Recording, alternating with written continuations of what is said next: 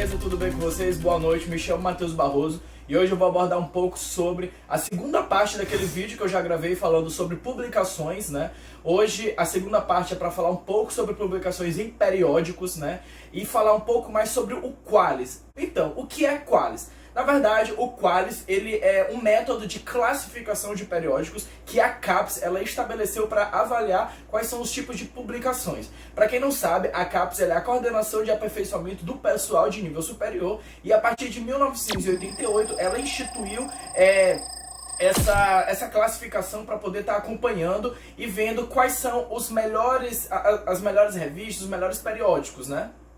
Bom, para quem não sabe, no Brasil, o principal método de avaliação em território nacional dos periódicos é esse por meio do Qualis, né, que foi estipulado pela CAPES com o intuito de dar credibilidade e visibilidade àquelas revistas de divulgação científica, né? Bom, na verdade, dependendo da revista, ela tem diversos procedimentos de avaliações, né, mas o fator principal dela é justamente classificar. Atualmente, identifica-se que tem 8 tipos de classificações e para quem não conhece e não sabe como é que funcionam essas classificações, cada revista ela tem um tipo de classificação baseado em uma letra e um número. Mas como? Na verdade, as classificações elas variam de C até A. E dentro dessas classificações tem revistas do tipo A1 e A2, que elas têm um padrão internacional, né, excelência internacional. Tem as revistas do tipo B1, B2, e B3, que são revistas de excelência nacional. Tem as revistas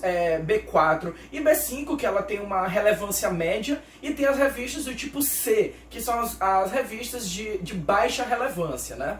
Bom, galera, para quem não sabe, vale destacar também que cada revista ela não tem uma única classificação, né? Na verdade, ela pode ter mais de uma classificação, porque as classificações elas vão por áreas, né? Então, o que acontece? Cada área ela tem um critério de avaliação. Eu vou dar um exemplo para vocês.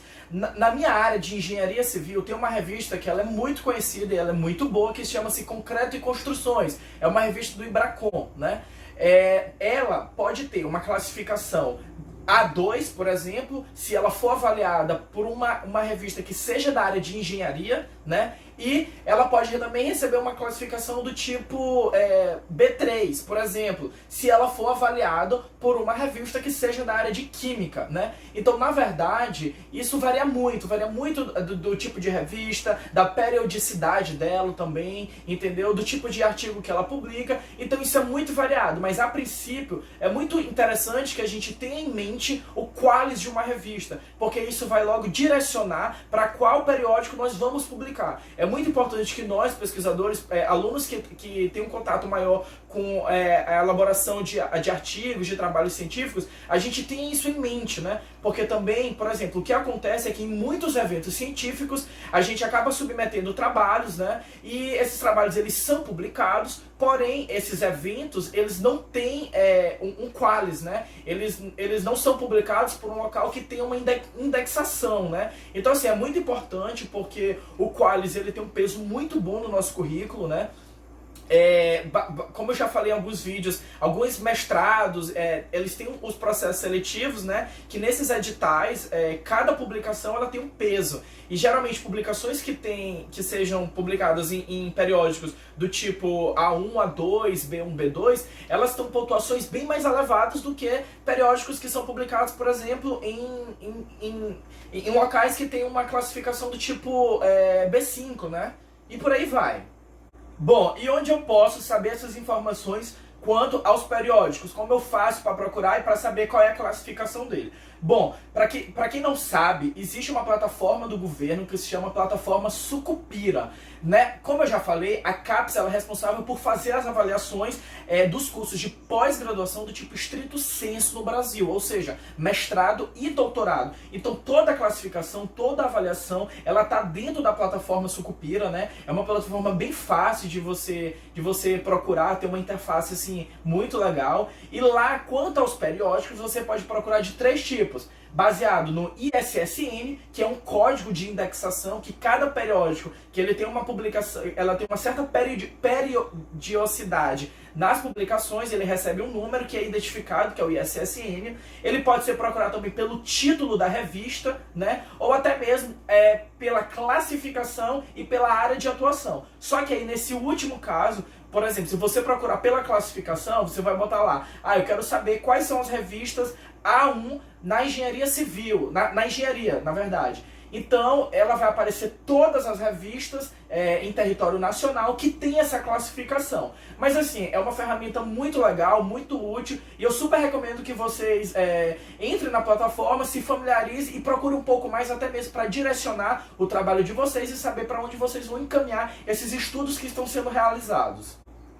Bom, e qual é a importância de publicar meus trabalhos em periódicos, em revistas científicas e tudo mais? Na verdade, é muito bom você ter em mente que se você quer fazer um trabalho que tenha um grande fator, um grande reconhecimento, e que você queira, almeja ter um grande reconhecimento dentro do mundo científico, dentro da docência, é muito interessante que você comece já a publicar em revistas, porque, na verdade, por exemplo, vamos ter em mente uma coisa. Vou dar um exemplo para vocês. Eu tenho uma prima que ela fez o mestrado em ciência animal e agora ela também está no doutorado na mesma área, né, ciência animal. O que acontece? Você pode até não conhecer minha prima, mas ela já é uma pessoa que ela é muito conhecida no setor, porque ela tem muitas publicações que são voltadas para essa área e são publicações que têm grande relevância. E por que eu sei disso? Porque são artigos que ela consegue publicar em revistas do tipo A1, A2, B1 e B2, né? Então, assim, o bom disso é porque você vai logo traçando o seu perfil profissional, você vai fazendo o seu nome dentro da academia, dentro do mundo científico. Então, isso é muito importante, né? Além do mais, tem mestrados, assim, que não é obrigatório que você publique, né? Mas é muito importante. Do que adianta você fazer um mestrado se você não vai dar continuidade no seu estudo? Do que adianta você estar no mestrado e não fazer a publicação? Do que adianta você não compartilhar uma informação? Entendeu? Então daí você já tira.